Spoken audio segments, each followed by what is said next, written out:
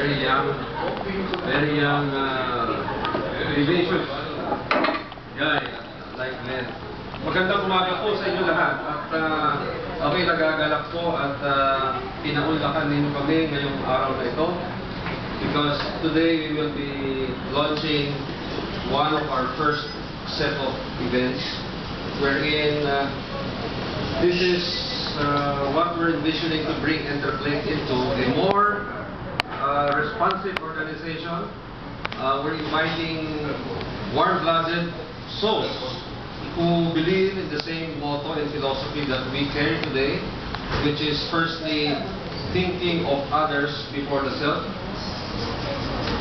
giving first before expecting to receive, as it is in giving that we receive, and being a prayerful organization. In the website, you will see 2,600 members, but many of them are lurkers.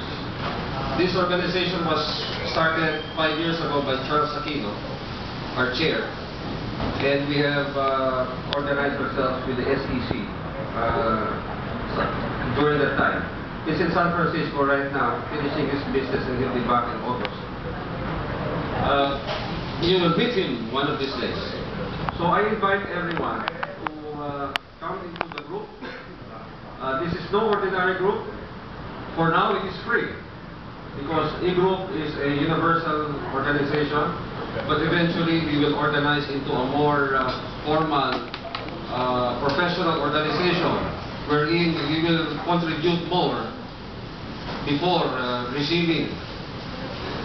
So kung sino man sa atin dito at sa ibang mga kaibigan natin sa labas, kung sino member na willing to follow that motto and philosophy, then you're welcome to join. Meantime, I have formed an interim core group of dedicated people. You can see several of them around. Some are tall, some are not so tall. I'm in the mid-range. Yung pinakamatangkad sa amin, ayun, you will hear him later. That guy.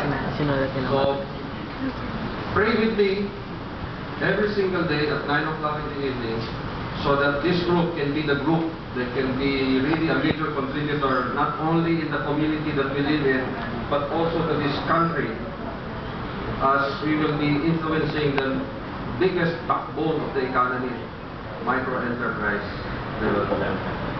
So maraming salamat po ulit at harinawa tayong lahat ay mas may maibigay kaysa makatanggap. Dahil sa tayo nagbigay, ay sigurado makakatanggap tayo.